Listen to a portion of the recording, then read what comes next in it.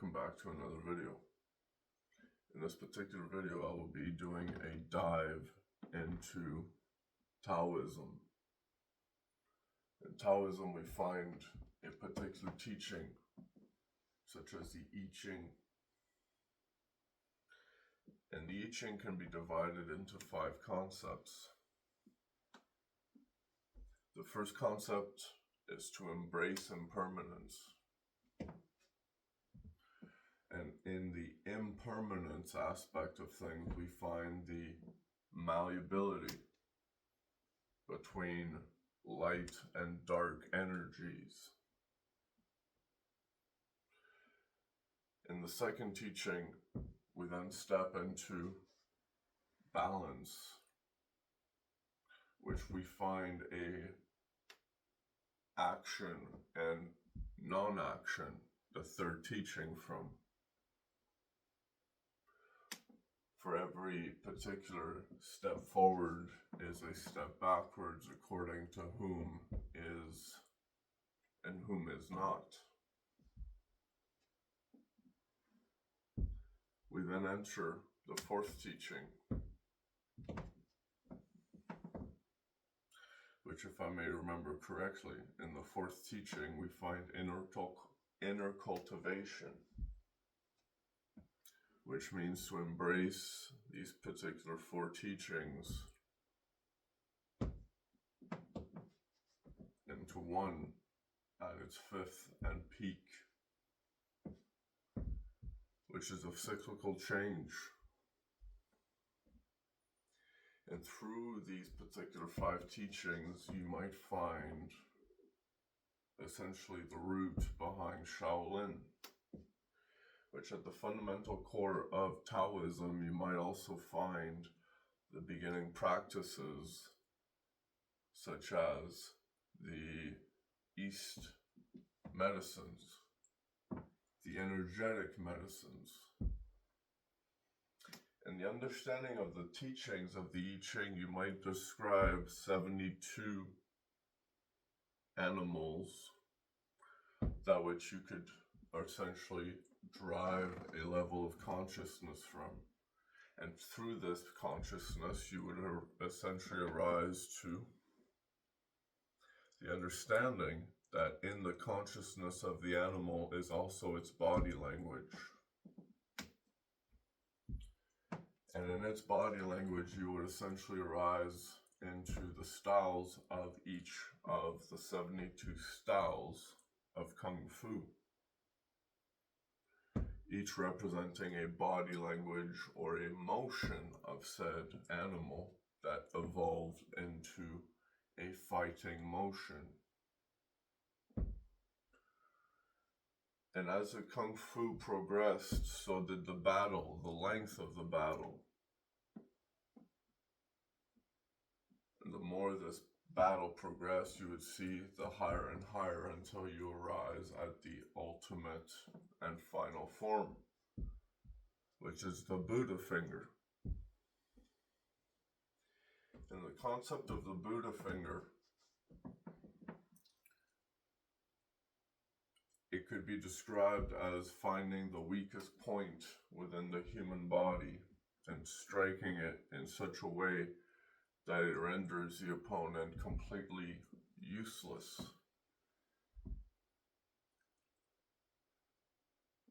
In combining the previous 5 concepts of the I Ching, you might find a way to manifest these particular motions into essentially what you might find power from. And the malleability of said energies in its embrace impermanence. To embrace the malleability of said energies, you might find that you could go from rather stiff to rather fluid and stiffen. And these teachings of the essential beginning portions of the Kung Fu, the fundamental teachings are of the 5 concepts evolved into one, which if in the malleability you find a balance, a non-action arises, which for a non-action must be now an action to rebalance and remalleability. You get the point. To remalleable and change the state. And if the state of said body is to go from rigid to fluid to rigid, in the motion, you create tremendous power from said exchange. In the 4th concept, you find inner cultivation, such as an art form of breathing. In the controlling of breathing, of the inner cultivation, you might find that in the breathing process, you can also create a strength and stiffening and fluidity and rigidity once again within said body. And in this teaching, you then arise to the cyclical change.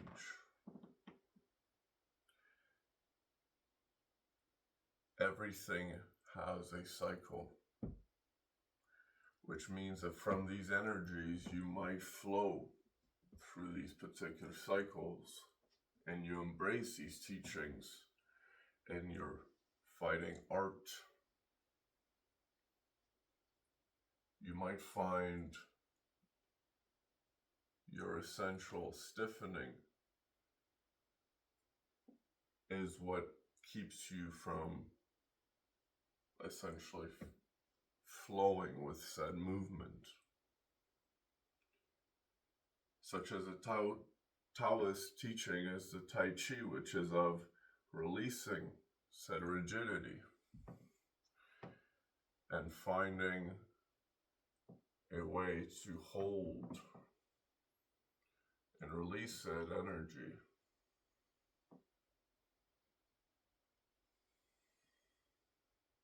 Grounding yourself as an example.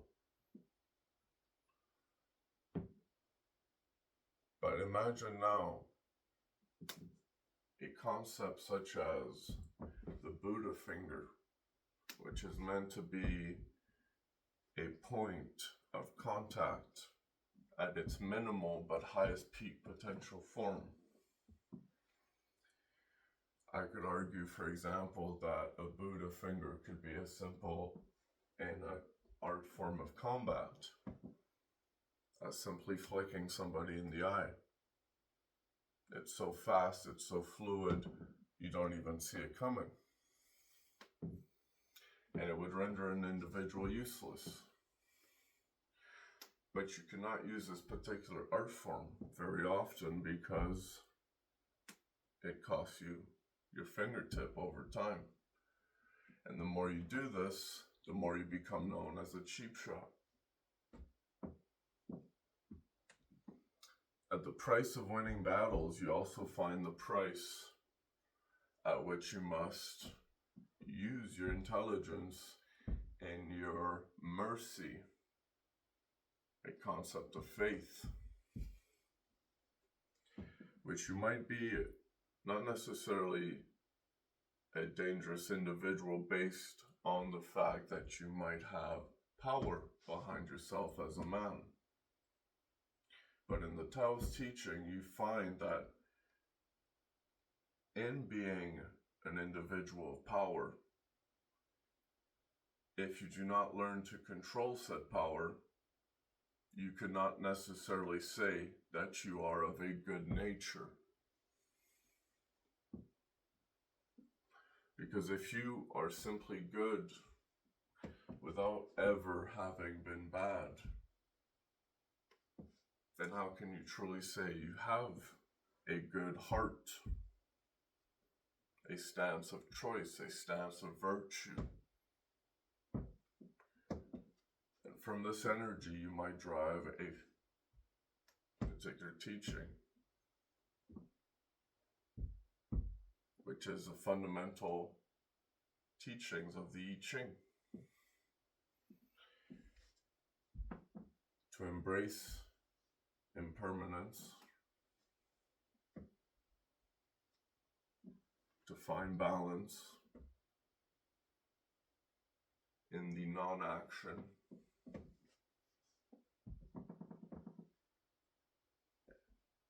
to inner cultivation in its cyclical change. And the cyclical change could be simple as person to person to person to person. Each individual is an individual personality themselves.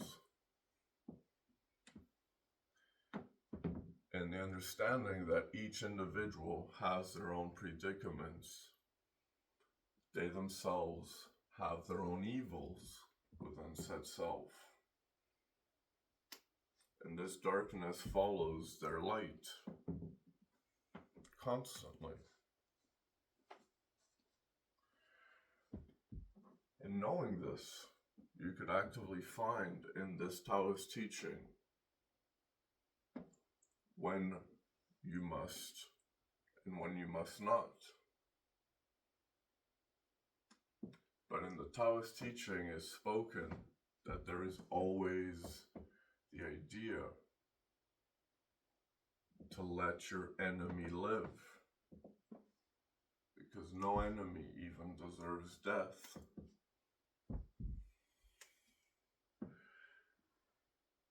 But at which rate is an enemy willing to cross you and still have this particular faith towards them?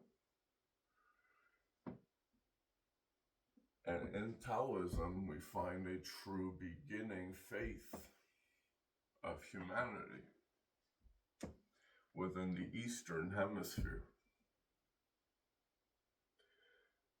And in these particular teachings, we then find the teachings of the Buddha.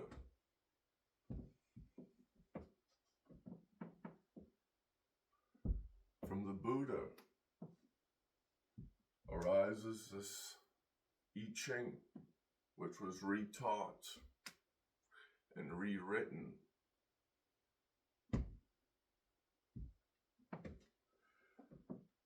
In the teachings of said Buddha finger, you might find now you begin to understand how particular points of the body have more powerful impact even at a lighter flick. Which now if I was to point finger, you can create a true point. And the more you align these points in different striking notions, as an example, most think of fighting with a fist closed. But now imagine extending just one knuckle forward. You might find that this becomes a more dangerous strike because you've just lengthened said point. And now you might find that even as you strike with said force, you increase the pound per square inch, the exchange rate between a tremendous force being released at a finer peak. This is the fighting style known as the tiger. And in this particular strike, you find a much harder landing power, which means it's more dangerous. Now imagine, for example, just lightly tapping yourself on the head with your knuckles from your fist, but then doing said same motion with the extension of the tiger. You find that this creates a more powerful strike, and this is a more dangerous resonance to the head. And in the idea of arising to resonance and how these particular strikes affect the resonance of the body. In the understanding of fighting, we also began to understand the effects of energy, resonance. and how medicine, from healing these resonances of these points of the body, could create a harmony and a rebalance to said individual. In the beginning or creation of one particular thing, you must create the opposite teaching, which, if in the act of fighting and war, is the teaching of destruction,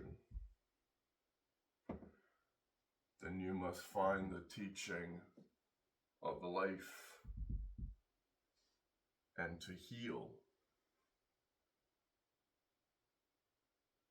regeneration, the seed, the beginning of it all. And through these particular energies, you might find where you truly lie as a person, and where you might draw the line between right and wrong in your perceptions of said environment based on your judgment.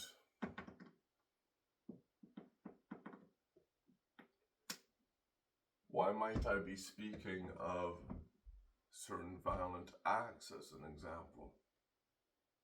Because simple things such as fighting with your hand, which invites the notion of violence, as peaceful as a fist fight could be, compared to the way we are currently fighting wars,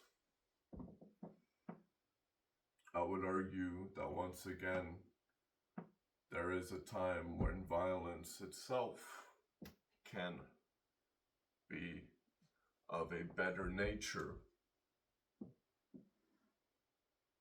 The question arises, the spectrum of said violence, which in the furthering of said violence, the further we push into these perversions at which said violence is exchanged in said wars, we might find that the human has become dehumanized.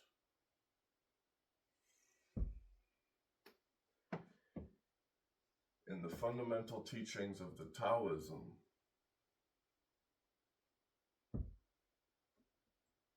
a Taoist finds that they must always let their enemy live,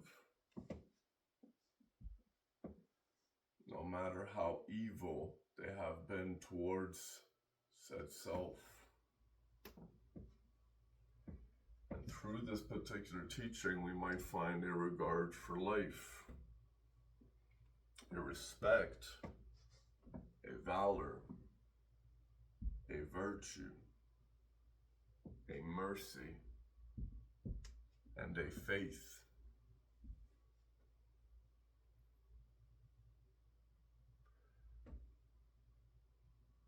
The invocation of violence, once itself, can be divided once more.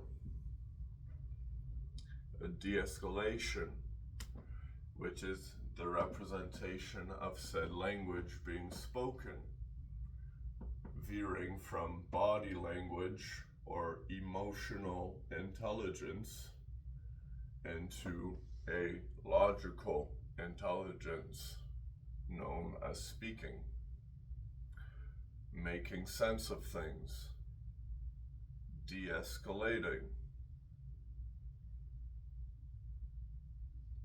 And from this particular de-escalation, you might find a way to walk away, entering a new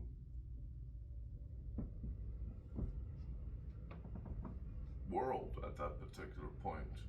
The rate at which this world keeps changing is according to your experience, which you will feel in your internal impermanence. And the more we drastically change this malleable energy within yourself,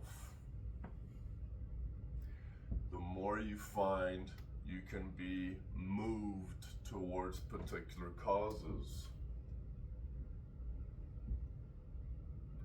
And the more I can move you towards said particular causes, the more these energies become easily malleable.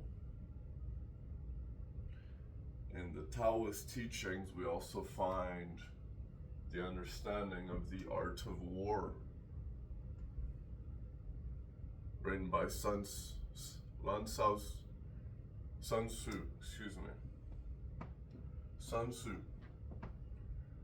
I was thinking of a different author. But in Sun Tzu's The Art of War, he speaks of the fundamental teachings which even Bonaparte himself used in understanding how he could conquer battles, which gave him his advantages in his conquerings in France. But veering away from this particular historical fact, in the Taoist teachings,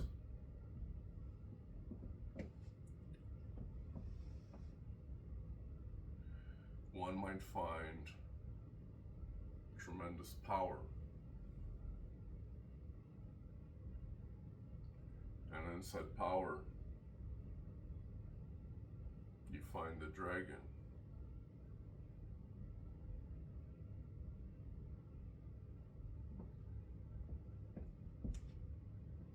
The moment you find the dragon, it now becomes up to you to control it, which means you know you are capable of being of said violence, but you choose not to, which gives you in said control of self a virtue, a good heart, a kind nature, a gentleness. And in the calmness, in this balance, you enter your true experience. It's entirely up to you to capture the day. Thank you.